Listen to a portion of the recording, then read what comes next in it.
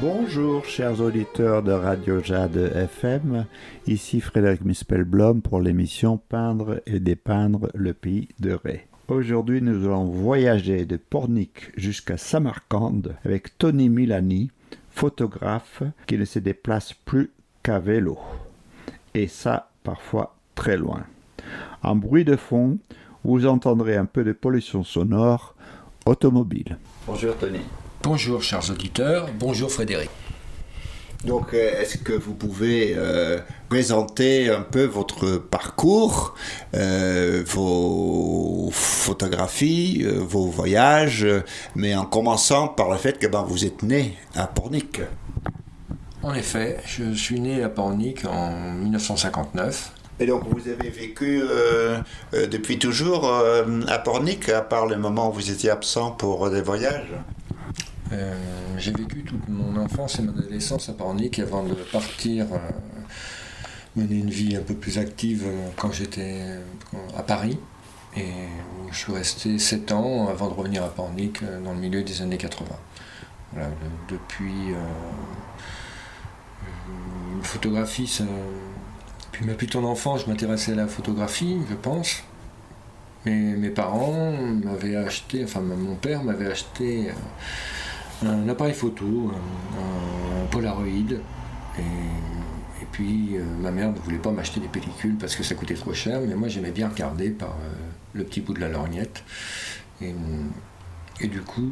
Les Polaroid, ce sont des appareils qui sortent directement la photo, c'est ça? Voilà, oui. Ouais. Je ne sais plus comment il s'appelait, je crois que c'était Polaroid Singer, quelque chose comme ça. C'était un appareil blanc, tout bête, avec un bouton, on appuyait dessus, la photo sortait. Et c'était assez magique pour moi. Et puis, j'ai jamais pu réellement faire des photos avant que j'atteigne l'âge adulte. Je me suis acheté un premier appareil photo, un Zénith et un appareil russe, mais avec un fonctionnement un peu archaïque, mais qui prenait de très bonnes photos. L'objectif était de très bonne qualité. Enfin, autant que les Russes peuvent faire des choses de bonne qualité, enfin à l'époque surtout. Et puis, après, je me suis acheté un Canon. Et puis j'ai commencé à faire un peu de photos avec ça, jusqu'à ce qu'on me vole tout mon matériel au Burkina Faso en 1987. Mais donc, du coup, j'ai pris ça un peu comme un signe, j'ai arrêté la photographie pendant 7 ans. J'ai repris après un accident de voiture en fin 94. Et j'ai repris la photo en arrivant dans cet appartement en février 95. Voilà. Avant, je faisais pendant longtemps, j'ai photographié des choses en couleur et je me suis mis à photographier des gens en noir et blanc à la suite de cet accident. Peut-être parce que j'ai pris conscience qu'on est peut-être peu de choses. Je sais pas, en tout cas, les gens ont commencé à m'intéresser à partir de ce moment-là. Et à partir de ce moment-là, j'ai aussi commencé un peu... je voyageais déjà, bien entendu, mais là, j'ai commencé à orienter mes voyages par rapport à la photographie. Mais les photos montraient quoi? C'était quoi les sujets que vous photographiez à cette époque-là? Les gens. J'ai commencé à photographier les gens. À l'époque, quand j'ai fait ça chez mon ami après Faille, ma copine de l'époque, je photographiais un peu tout ce qui m'entourait, mais c'était quand même un petit peu les gens, mais je faisais cette partie du noir et blanc c'était pas la plus grande partie de mon boulot.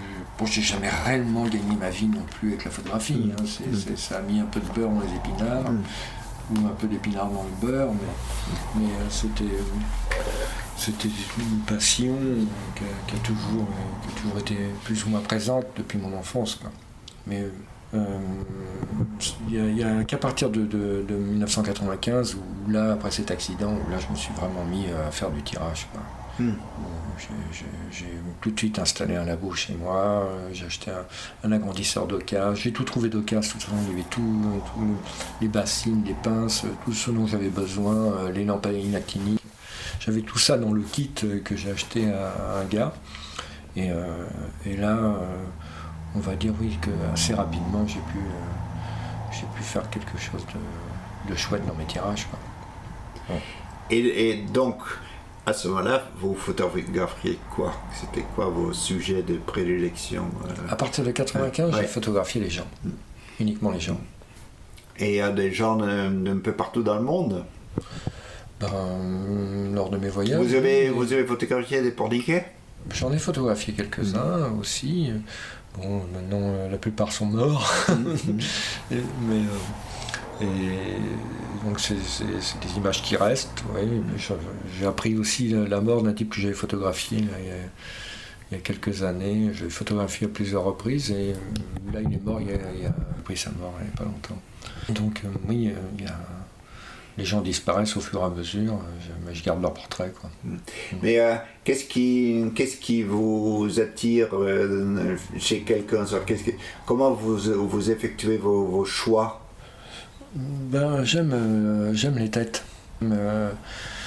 J'aime les têtes qui ont quelque chose du caractère. J'aime pas. Je photographie pas des gens qui ont une tête banale. J'aime les tronches, quoi, voilà. C'est pour ça que finalement dans mes expos que j'ai appelé tronches de vie des personnages, parce qu'ils avaient tous des tronches plus ou moins, quoi. Enfin, c'est m'est surtout venu quand je suis parti aux Indes, je dis aux Indes, mais c'est en Inde en 2000. Et là, il y a vraiment des têtes pas croyables. En Inde, c'est vraiment magique. C'est un univers incroyable pour un photographe. Donc là, j'ai fait beaucoup de photos quand je suis revenu. J'avais toutes ces photos-là, tous ces portraits. Et je me suis dit, ils sont tous des tronches. Tiens, cette tronche de vie, parce qu'à l'époque, il y avait un dessinateur qui appelait ces tranches de vie. Je ne sais plus comment il s'appelait d'ailleurs, ce dessinateur-là qui faisait ça. Je me souviens plus. Et voilà, donc par rapport à tranche de vie, moi c'était tranche de vie, quoi. Mais quelqu'un a repris ce nom-là, il me semble. Tranche de vie? Tranche de vie, oui, il me semble que quelqu'un a repris ça. Mais comment ça se passe? Vous rencontrez les gens dans la rue, j'imagine, et vous les abordez ou vous les photographiez de loin avec un surtout pas de loin, non, je photographie. Donc vous les demandez gentiment, voilà. Parce que la plupart des portraits que je fais, c'est au grand angle. Donc c'est pas un truc qui se fait normalement. Mais moi j'aime bien les inclure dans leur environnement, quoi. Et donc pour ça le grand angle c'était super. Donc je fais des portraits, mais je fais aussi des portraits en pied, on va dire, où là vraiment le personnage est dans son élément, on va dire. Parce que ce qui m'attire, c'est non seulement la tête du type que j'ai photographié, parce que je photographie surtout des hommes, je photographie quelques femmes, mais c'est pas je préfère les types ridés. Je photographie pas de jeunes non plus, les gosses je photographie pas. Je photographie je peux en photographier des gens jeunes, mais il faut qu'ils aient une tronche, c'est pareil. Et, ou qu'ils fassent un métier particulier. Mais oui, c'est l'ensemble du cadrage qui va faire un peu la photo. S'il n'y a pas un décor, voilà, comme chez nous, c'est un peu tout aseptisé, les murs sont tout lisses, j'aime bien les murs décrépits, j'aime bien tout ce qui est vieux, j'aime beaucoup l'architecture aussi. Donc en Inde, il y a une architecture aussi qui est incroyable. Enfin, l'architecture indienne est vraiment super chouette.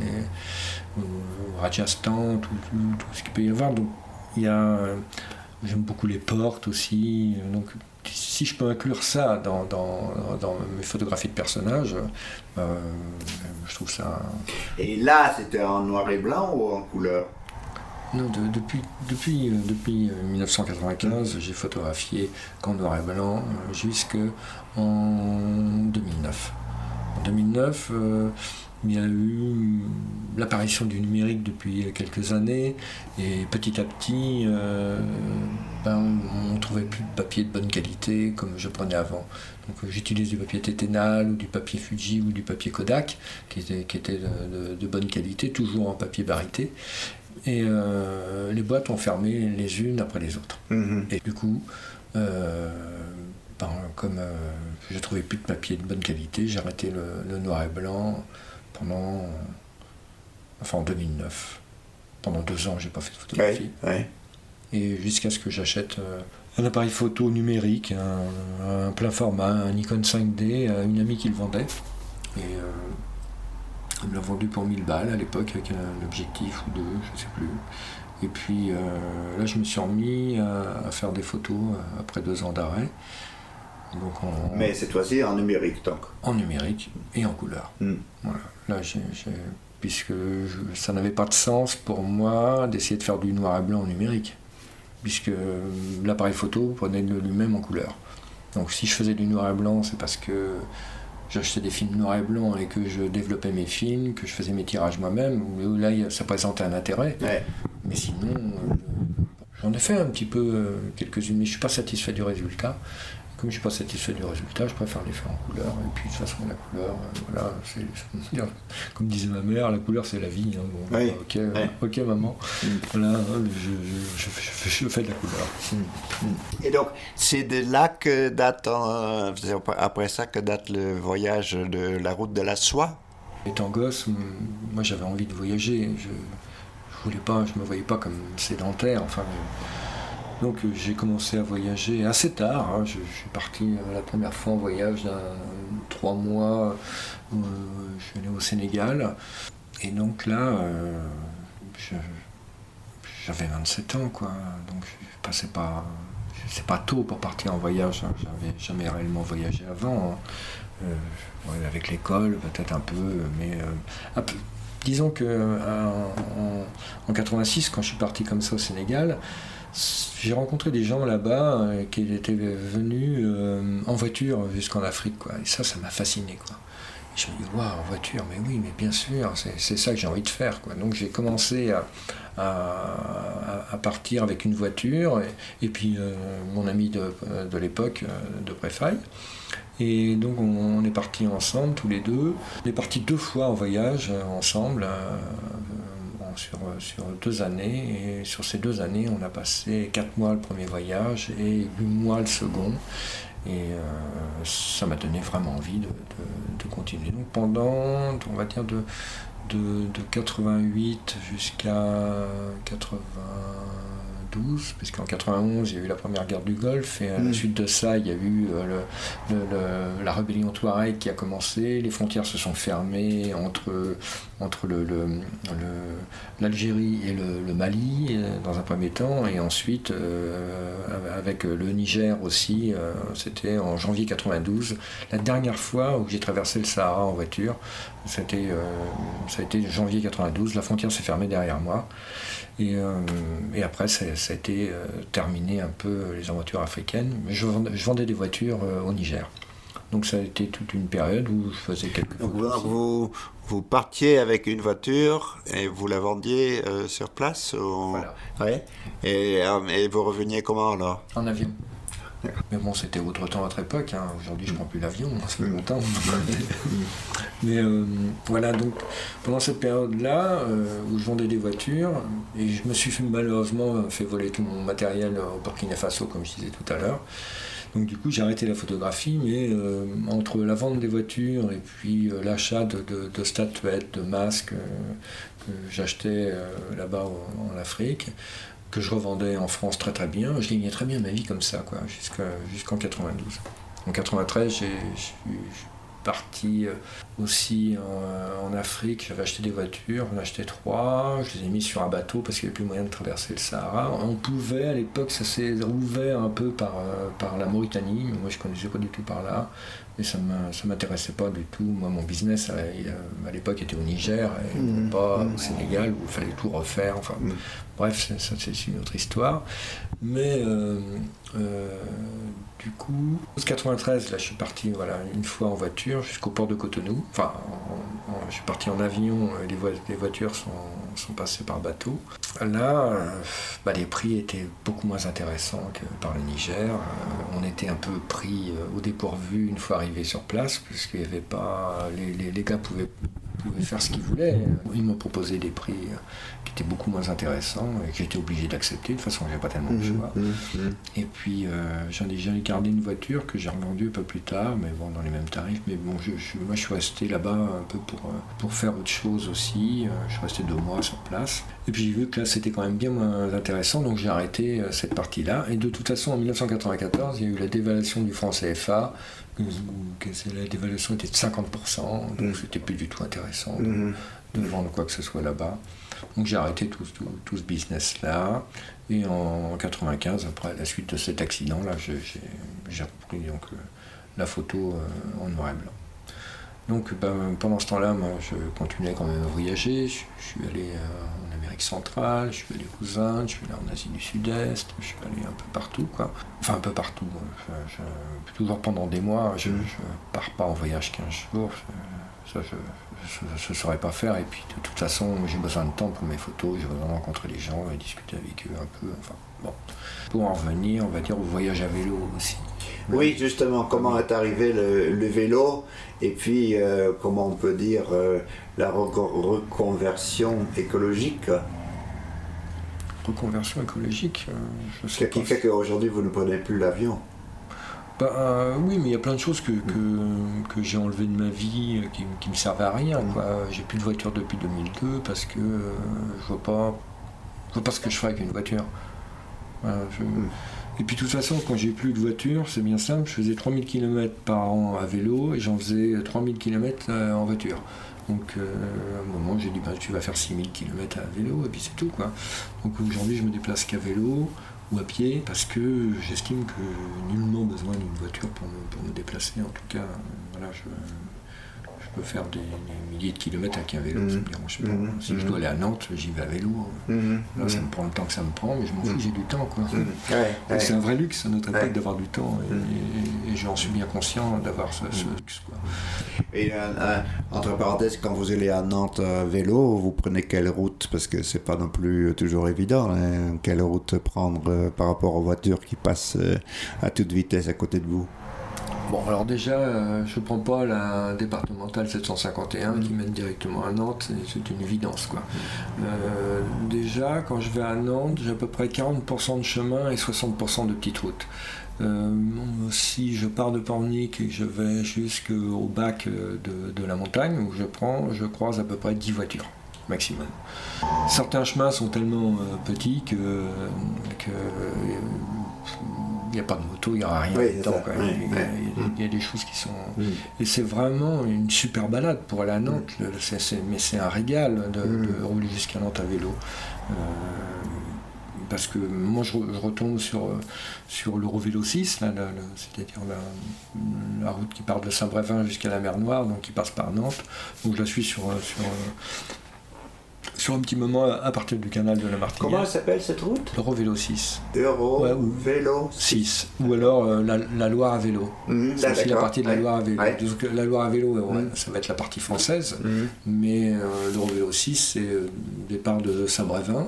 Voilà, du côté de Mendin, plutôt Mendin, au bord de la Loire, là, et qui va jusqu'à la mer Noire. Il y a un panneau d'ailleurs à Mendin, là, voilà. Donc ça doit être marqué, je ne sais plus combien, 3680 km ou quelque chose comme ça. Et donc cette route passe entre autres complètement tout au long de la Loire. La Loire à vélo, oui, ça suit la Loire jusqu'à Nevers en passant par Orléans.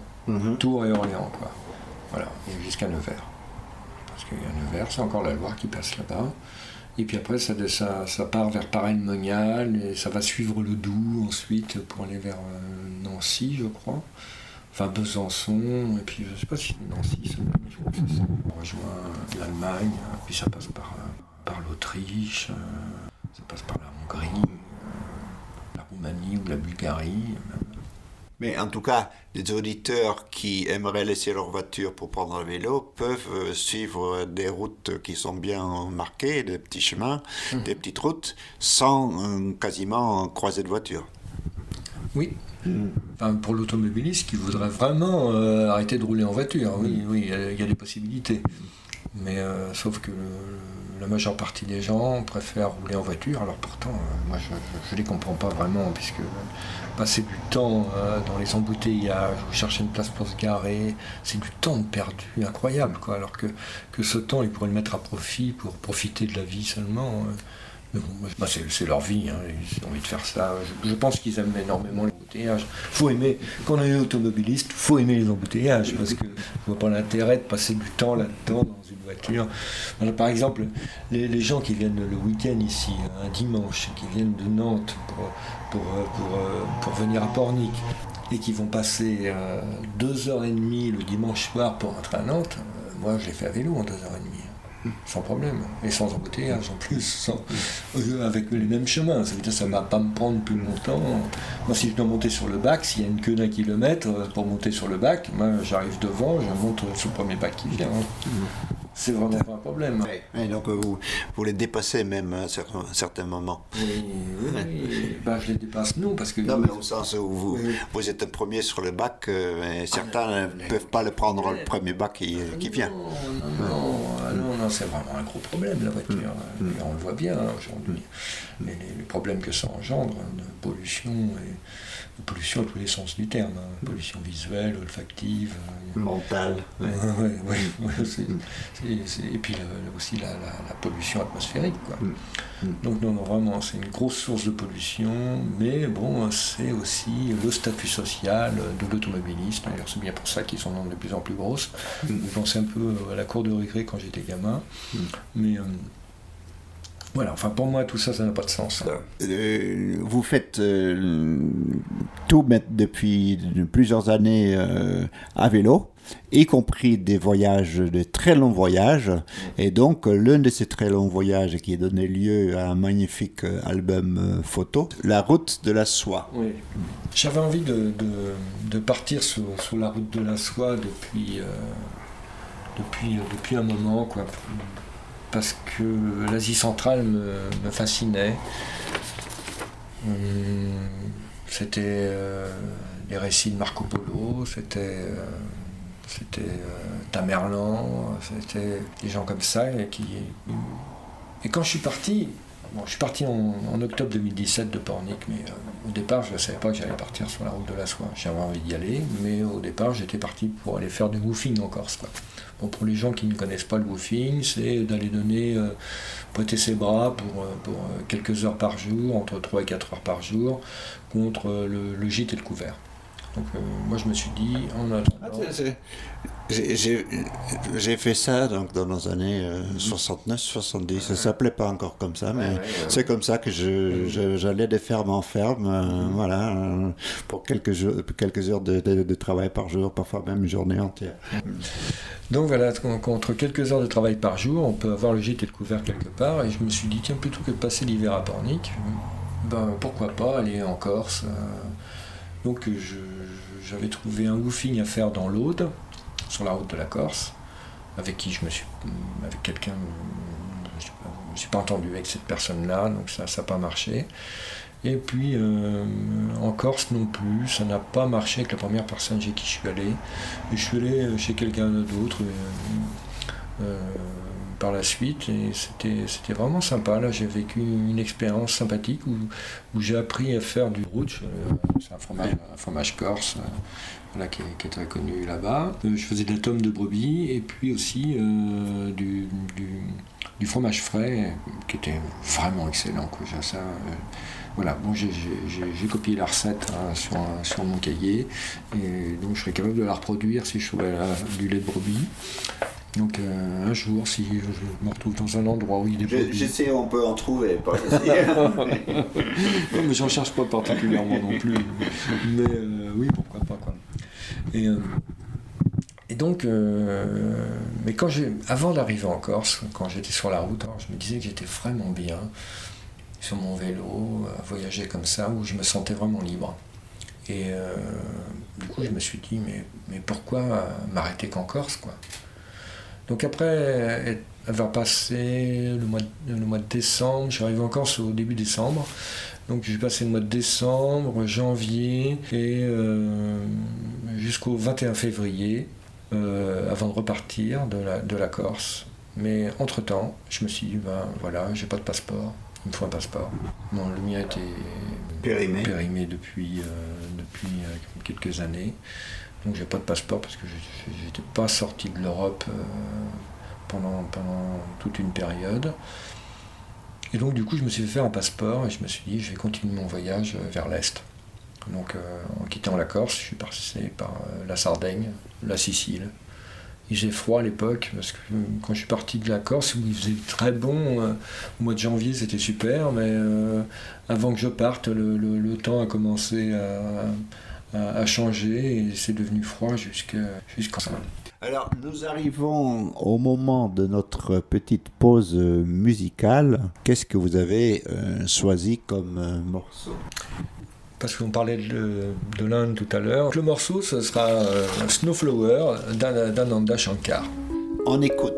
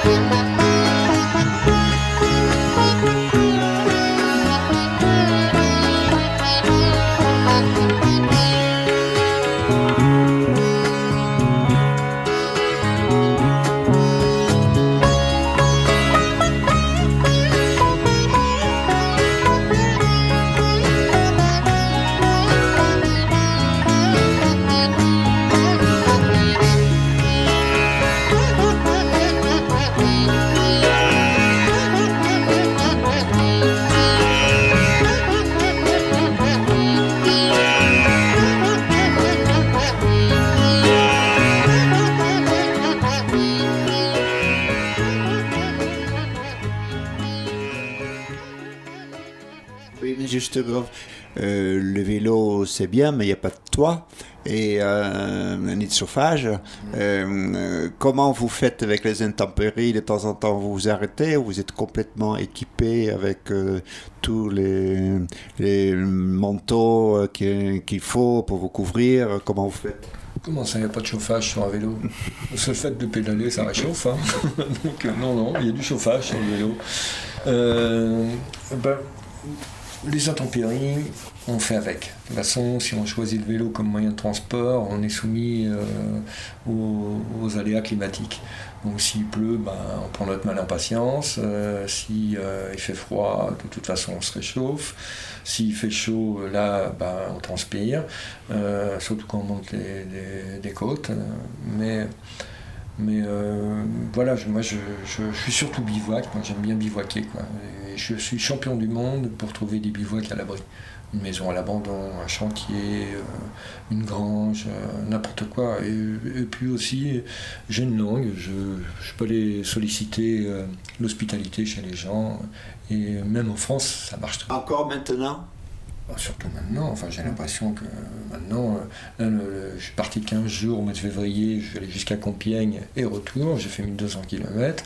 Au retour, comme il faisait froid, qu'il pleuvait, qu'il y avait un vent de face terrible, pour revenir, je me dis non, tous les soirs, je vais aller demander à des gens fort sympathiques qui m'ont accueilli tous les soirs. Vous sonnez aux portes et vous dites voilà, c'est moi et... Je sonne pas réellement aux portes. Déjà, je demande l'hospitalité uniquement dans les petits endroits, les lieux-dits, les tout petits villages. Je ne demande jamais en ville. En ville, je n'obtiendrai rien du tout. En ville, tout le monde va me dire non. Mais s'il y a par exemple un petit hameau où il y a 2-3 maisons, il y en a une où je vais aller demander. C'est comme si j'étais guidé par ma bonne étoile, ou je sais pas, quelque chose va me dire c'est là qu'il faut aller. Et quand je vais là, effectivement, je tombe sur quelqu'un qui va me dire, je demande toujours le minimum. Moi, je demande, il faut avoir des maisons où il y a des dépendances. Là, je ne vais pas frapper un appartement, sonner un appartement. Et s'il y a des gens qui sont à l'extérieur, c'est encore mieux, quoi. Mais bon, parfois, je repère une grange. Il y a peut-être pas forcément quelqu'un à l'extérieur, mais là, je vais demander. J'ai demandé, surtout s'il y a une voiture qui est là garée, c'est que les gens peuvent être là. S'il y en a deux, c'est que tout le monde est là. Je vais toujours, quand il fait jour encore, bien avant la nuit, toujours assez tôt, de manière à ce que les gens ne se sentent pas agressés chez eux. Je ne vais pas demander l'hospitalité à 8h du soir quand les gens sont à table. Là on peut me refuser. Les gens sont en train de manger, j'ai pas envie de manger froid. Et moi-même, ça me soulage. Moi aussi, j'accueille des gens, d'autres cyclistes. Je suis sur un site qui s'appelle Warm Showers. C'est un site où des cyclistes accueillent d'autres cyclistes pour la nuit. Donc c'est soit un bout de canapé, soit planter la tente dans le jardin. C'est un site qui est intéressant aussi pour ce genre de... Warm Showers. Warm Showers, ouais. Voilà, qui veut dire douche chaude en anglais. Mais donc c'est quand même plutôt réjouissant. Parce qu'effectivement, moi j'ai fait ça dans les années 69-70. Depuis un moment, je me dis que ça se fait quasiment plus, mais apparemment ça continue à marcher dans certains endroits. Oui, bien sûr, ça marche plutôt très bien. J'utilise ça souvent. De toute façon, moi, à partir du moment où le ciel est menaçant, qu'il risque de pleuvoir, ou qu'il y a beaucoup de vent, ou qu'il y a quelque chose, surtout que moi, je peux voyager sur n'importe quelle période de l'année. L'été, c'est sûr, il fait beau, c'est chouette, on peut planter la tente n'importe où, à partir du moment où ça ne dérange personne, bien entendu. Et là, je trouve ça très, très, très sympathique. L'été, c'est formidable, mais l'hiver, les conditions sont plus difficiles. Déjà, même s'il ne pleut pas, planter la tente l'hiver, par un temps gris, le matin, elle est trempée, la faire sécher, ça peut être toute une aventure, quoi. Donc, s'il faut remballer la tente mouillée, et puis pas pouvoir la faire sécher le midi et replanter la tente le soir mouillée, non, moi ça me branche pas. Donc c'est là où je vais trouver une solution avec un abri. Il y a tout un tas de trucs, de toute façon, je passe ma journée à chercher un abri, sans que je le prends, bien sûr, mais où je vois les possibilités qu'il y a dans la journée de trouver un abri. Là, j'ai jamais peur de me retrouver le soir sans abri, je vais en trouver un de toute manière. Je suis très peu de refus. Peut-être un de temps en temps, quelqu'un qui me dit oui, mais j'ai pas la place, ou gna gna gna. Enfin, toujours une excuse un peu bidon. Mais ça, c'est vraiment une minorité de gens. La majorité des gens sont vraiment très gentils, et bienveillants, et partout dans le monde. C'est 99,9% des gens qui ont de la bienveillance envers l'autre. C'est les médias qui nous font croire le contraire, mais en tout cas, non, dans la réalité, les gens sont plutôt sympathiques. Donc pour en venir à le voyage de la route de la soie, quand j'ai quitté la Corse, donc j'ai traversé la Sardaigne, la Sicile, l'Italie sous un climat peu clément. et où j'ai souvent trouvé quand même des endroits pour dormir le soir. Et quand je suis arrivé ensuite en Albanie et Monténégro, la neige est revenue, c'était pas très chaud, quoi. Il faisait même bien froid par moment. J'ai traversé l'Albanie aussi sous la pluie, le froid, jusqu'à ce que j'arrive à Athènes, en Grèce. Voilà. Et arrivé à Athènes, là, je suis passé de l'hiver à l'été, sans transition. Le printemps, cette année-là, je ne l'ai pas vu. Je n'ai pas vu de printemps en 2018, quoi. Et après, à Athènes, j'ai pris le bateau pour aller en Turquie. Et la traversée de la Turquie, c'était quand même assez chaud dans l'ensemble, par certains endroits un petit peu plus en montagne où il faisait un peu frais, mais dans l'ensemble, c'était assez chaud. Et je suis passé après par la Géorgie, qui font des vins excellents. Oui, c'est en Géorgie que vous avez appris qu'effectivement les vins se font depuis presque 8000 ans. Non, je le savais avant. Quand je suis passé en Géorgie, je me suis dit, bon là, man, tu vas boire des vins, quoi. Parce que les vins, c'est aussi une de mes passions. Enfin, que les vins nature, enfin les vins qui sont faits dans le bon sens, pas des vins chimiques, bien entendu. Et donc là en Géorgie, oui, je savais que j'allais boire des vins. Donc je suis allé voir quelques vignobles. Et puis aussi j'ai renoué un peu avec le froid. Et, parce qu'en grimpant dans les montagnes géorgiennes, il y avait encore de la neige un peu partout. Et surtout qu'il y avait eu encore une vague de froid au moment où je suis passé. Et après, je suis passé en Azerbaïdjan, et l'Azerbaïdjan, à nouveau, je suis revenu dans un peu la chaleur, quoi. Et arrivé à Bakou, la capitale de l'Azerbaïdjan, il fallait que je traverse la mer Caspienne. Donc j'ai traversé sur un ferry antique qui prend surtout des camions. Je me suis retrouvé à traverser la mer Caspienne pendant 2 nuits, puisque une nuit aurait suffi, hein, mais on est resté 24 heures à l'arrêt en attendant que les autorités kazakhs veulent bien nous laisser rentrer au port. Et on est rentré au port, et puis là je me suis retrouvé dans le désert directement, quoi. Ça a été sans transition là aussi. Je suis passé d'un pays, on va dire, avec un climat tempéré à un autre complètement désertique. Voilà, d'un seul coup. Donc la traversée du Kazakhstan, ça a été un peu longuet, sur des routes bien droites. C'est un peu plat, on va dire, il n'y a pas grand chose à voir. Et puis je suis arrivé en Ouzbékistan. Et ça fait combien de kilomètres ces routes plates j'ai fait du stop 2-3 fois, hein, parce que c'était un peu... Il y avait des pick-up, ou des petits camions. Ouais. C'était des trucs, il y a même un camion de gaz qui a voulu me transporter absolument.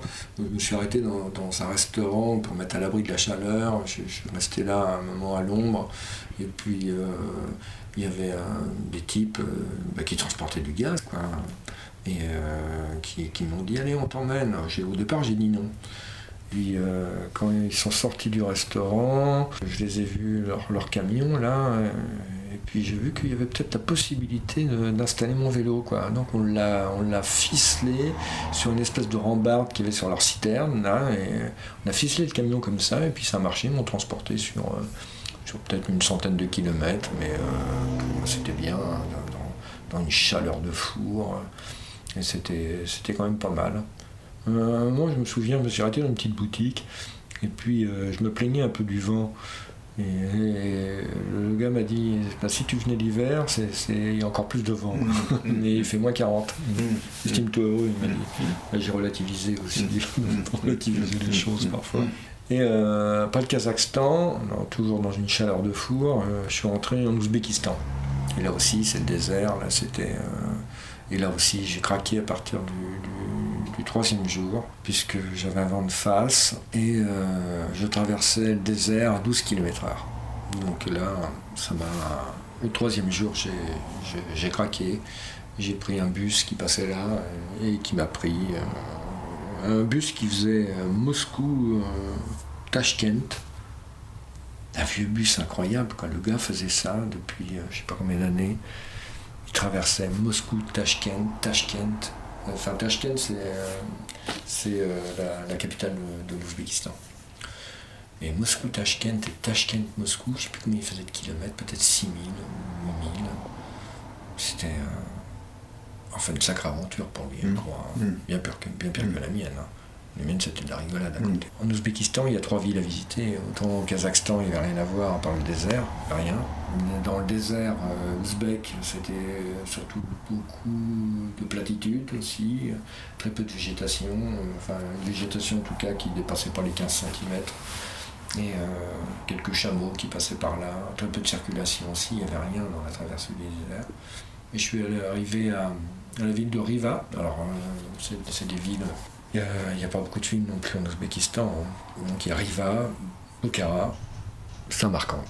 Samarcande qui est la des plus connues, où il y a la place du Régistan que Tamerlan avait fait édifier pendant son règne.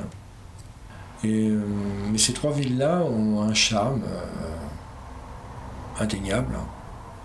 Et je crois que ma préférée, hormis l'architecture magnifique de la place du Régistan à Samarcande, c'est la ville de Bukhara, qui a un petit côté authentique, beaucoup plus. J'aime beaucoup aussi la petite ville de Riva, qui est une petite ville fortifiée, avec des fortifications donc, tout autour, et l'intérieur. Et en Ouzbékistan, j'ai fait beaucoup de photos, même si le pays n'était pas intéressant en lui-même, les gens étaient fort sympathiques. Et j'ai fait quand même beaucoup de photos en Ouzbékistan, peut-être même le plus, quoi. Et donc là, justement pour les photos, alors ça se passait comment? Parce que là, vous deviez vous adresser aux gens, donc c'était en anglais, vous montriez votre appareil, vous faisiez des gestes. Il faut dire qu'en Asie centrale, l'anglais, c'est pas la langue la plus usitée.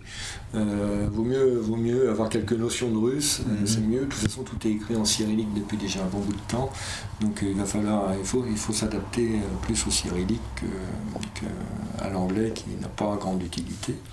Et pour photographier les gens, je sais pas, je vais les voir, je leur demande, quoi. Voilà, moi j'ai jamais volé une photo, de toute façon ça m'intéresse pas de voler une photo. De toute façon pour mes portraits, je vois pas comment je pourrais faire autrement que demander aux gens. Mais la plupart des gens,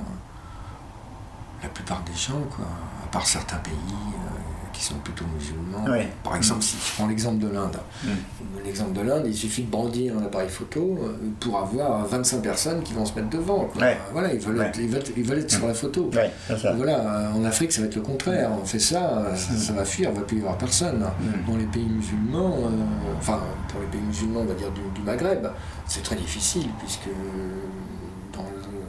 dans l'islam, la représentation de l'humain et d'un personnage est totalement proscrite, quoi. Donc pour eux, c'est leur voler leur âme ou des choses comme ça. Donc ils détestent plutôt la photo. Chez les Ouzbeks ou les Kazakhs, enfin tous les gens que j'ai pris en photo, ne sont pas du tout réfractaires au fait de les prendre en photo. Non, ça ils sont plutôt d'accord, on va dire.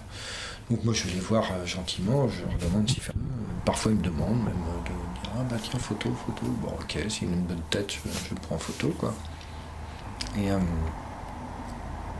puis voilà, ça c'est pas. Est-ce que ça vous est arrivé de reprendre contact avec eux après, d'envoyer une photo à certains?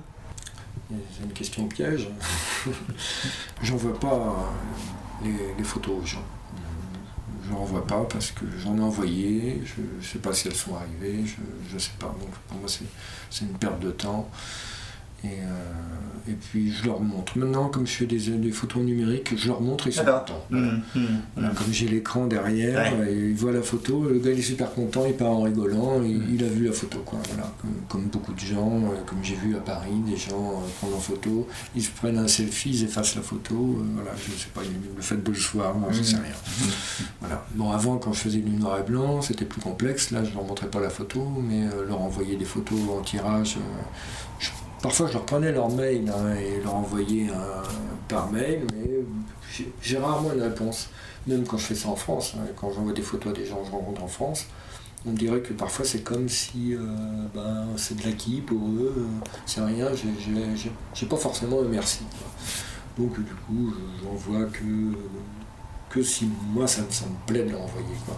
Ou alors si j'ai passé un moment chez ces gens-là, on a passé du bon temps ensemble, et là je vais leur envoyer les photos, ils seront contents, certes. Mais sinon, il n'y a pas réellement d'intérêt à leur envoyer les photos, quoi.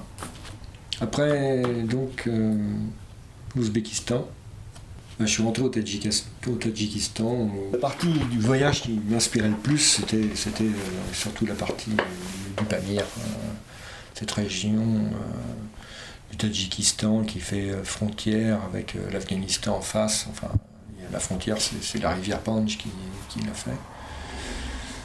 Et là, c'était quand même la plus belle partie, on va dire.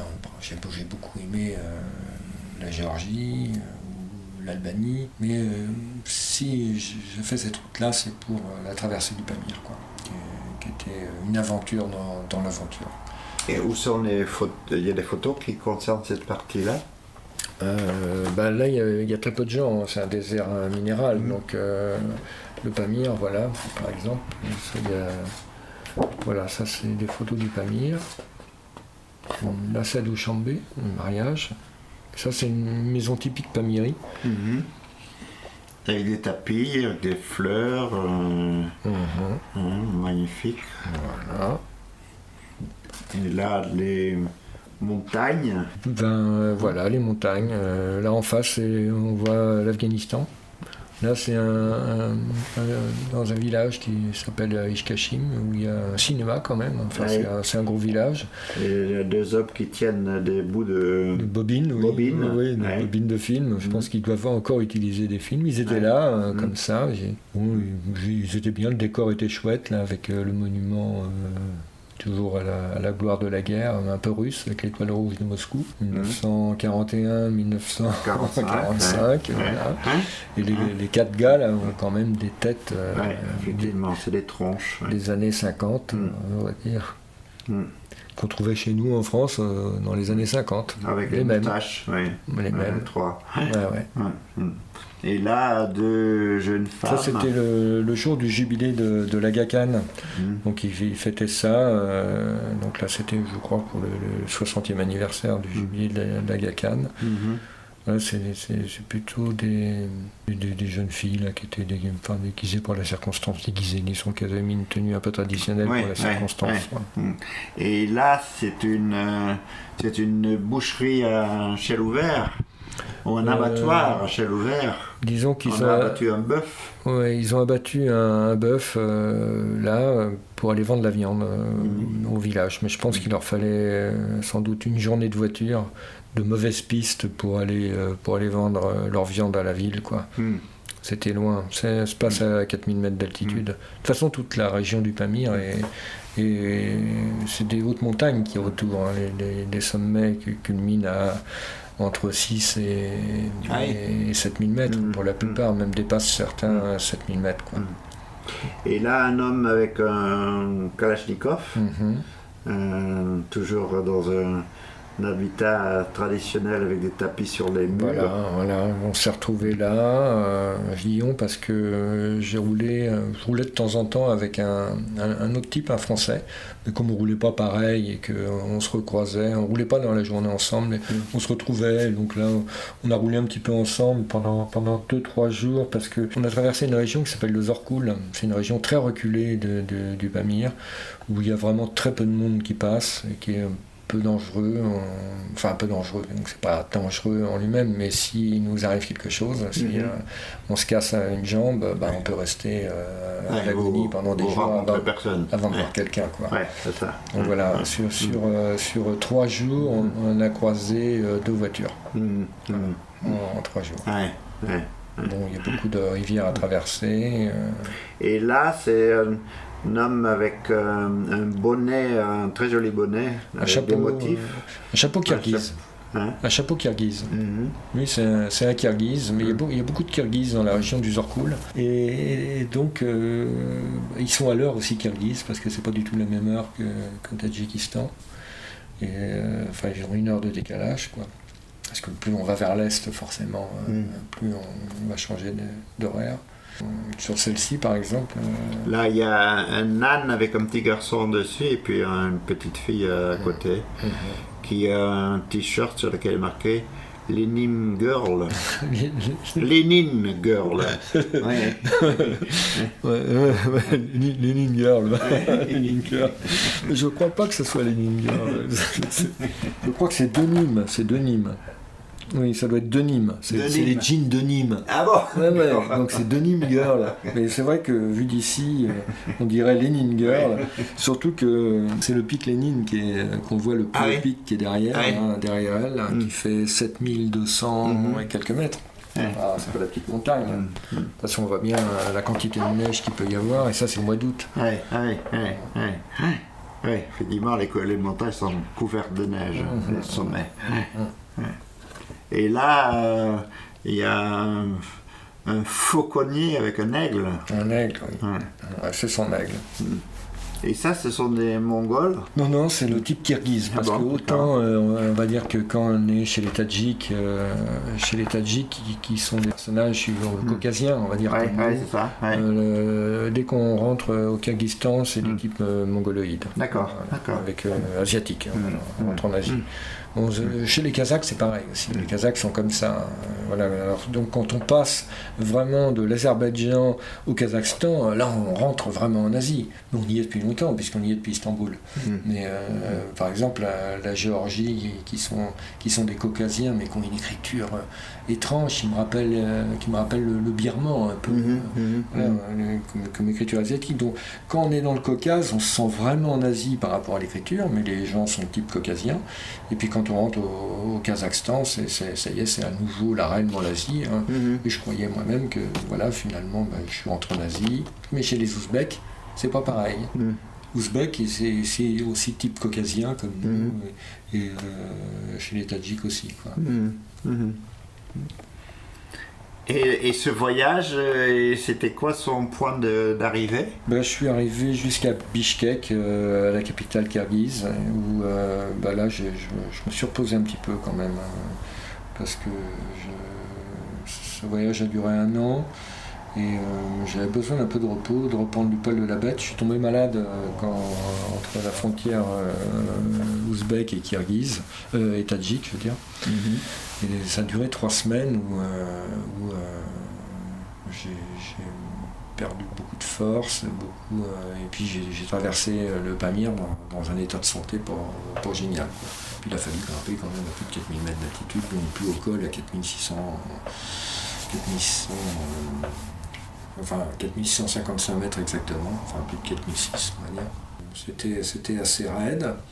Donc j'étais malade pendant 3 semaines, j'avais des bactéries qui me bouffaient l'estomac, mauvaises bactéries. Et j'ai réussi à résoudre le problème à coup d'antibiotiques parce que j'ai perdu du poids, puis surtout que la nourriture au Tadjikistan, c'est quand même pas... Il n'y a pas beaucoup de nourriture. Puis dans la montagne, à plus de 4000 mètres, il n'y a rien, quoi. Donc j'ai emmené de quoi me nourrir pendant... Il fallait toujours que j'ai au moins 1 semaine d'autonomie avec moi, quoi. Donc 1 semaine d'autonomie, c'est dur à avoir. Surtout que les légumes, il n'y a rien qui pousse à cette altitude. Donc c'est pas possible d'en avoir, ou en tout cas pas longtemps. Donc je me nourrissais plutôt de pain, de soupe chinoise, de graines. Parce que j'avais fait une grosse provision d'amandes, d'abricots secs, de trucs comme ça, quoi, qui sont un peu énergétiques. Mais j'étais content d'arriver à Bishkek et d'aller au marché à Bishkek et de me faire ma propre nourriture moi-même. D'acheter des légumes sur le marché de Bishkek, là, où j'étais, dans le quartier où j'étais, qui était très bien achalandé. Et ça c'était chouette. Je me suis remis un peu en forme là, à ce moment-là. Le livre finit sur une citation: un voyage se passe de motifs. Il ne tarde pas à prouver qu'il se suffit à lui-même. On croit qu'on va faire un voyage, mais bientôt c'est le voyage qui vous fait. ou vous défait, de Nicolas Bouvier. Alors ça vous a fait ou ça vous a défait? Parce en tout cas, ça ne m'a pas défait, ça c'est sûr. Oui, ça m'a fait. C'est tiré de son livre L'usage du monde. J'aime beaucoup cette citation de Bouvier. Nicolas Bouvier, j'ai lu son livre plusieurs fois, puisque c'est un peu la Bible des voyageurs. Il était parti en 1953 sur les traces d'Ella Maillard, qui est une Suisse elle aussi, qui était partie elle en 1935 avec une Ford. Elle était partie en voiture comme ça jusqu'en Afghanistan, il me semble. Et Nicolas Bouvier a fait la même chose, lui, en 1953, quand il est parti avec son pote Thierry Vernet, qui lui était dessinateur. Et ils sont partis avec une Fiat Topolino. Alors je crois que la Fiat Topolino est encore plus petite que la Fiat 500 de l'époque, Et, donc ça a été quand même une sérieuse aventure. Ils sont passés à travers la Yougoslavie, la Turquie, l'Iran, tout ça. Et, c'est vrai que aussi ce livre-là, que j'ai lu plusieurs reprises, m'a donné envie de passer sur la route de la soie. J'espère un jour y retourner d'ailleurs, parce que j'aimerais beaucoup retourner au Tadjikistan pour explorer toutes les vallées qu'il peut y avoir, qui sont reculées, comme la Bartang Valley par exemple, ou des endroits comme ça, qui sont assez fascinants, parce qu'il y a très peu de population, c'est des grands espaces, c'est aussi un des rares endroits dans le monde où il reste encore de grands espaces, comme la Sibérie, la Patagonie. Tout le reste, c'est tellement peuplé. Même si l'abri de ta nuit est peu sûr et ton but encore lointain, sache qu'il n'y a pas de chemin sans fin, ne sois pas triste. Hafiz. Hafiz, un poète iranien, enfin perse, puisqu'à l'époque ça s'appelait la Perse, du XIIe siècle. Enfin, peut-être que je me trompe, s'il y a des auditeurs plus à cheval que moi là-dessus, sur les dates et tout ça. Et oui, j'aime beaucoup aussi Hafiz. D'ailleurs, c'est dans le livre de Nicolas Bouvier, dans l'usage du monde, parce qu'ils avaient mis ce poème-là, qu'ils avaient fait écrire en perse sur la portière de la voiture, qui faisait bien rire les gens quand ils traversaient les endroits. Et donc, j'aime beaucoup ce qui décrit le voyage en lui-même, Voilà, bon, c'était une époque où les caravanes de chameaux, là, où les caravaniers se regroupaient le soir dans les caravanserails, ils étaient toujours à une quarantaine de kilomètres les uns des autres pour pouvoir faire une table de caravansérail en caravansérail pour être en sécurité, parce qu'il y avait beaucoup de brigands qui les dévalisaient, Alors, puisque vous avez vu pas mal de pays, et puisque vous disiez tout à l'heure que quand même à peu près 99,5% des gens, ce sont des braves gens bienveillants, qu'est-ce que, en conclusion, comment vous voyez l'avenir de la planète ? La planète va continuer à tourner pendant quelques milliards d'années, ça c'est sûr, mais au-delà de ça, pour la planète, elle va très bien, c'est nous qui allons pas bien, Voilà, on fait rien pour. Rapport du GIEC sur rapport du GIEC, il se passe strictement rien. Il ne faut pas compter sur les politiques pour faire quoi que ce soit, mais c'est à nous de le faire, C'est à nous d'inventer le monde qu'on veut. Et il ne faut rien attendre de qui que ce soit pour faire. Et si tout le monde s'en fout, tant pis, on aura l'avenir qu'on mérite. Voilà. Bon. Merci Tony Milani. Je rends l'antenne. À bientôt.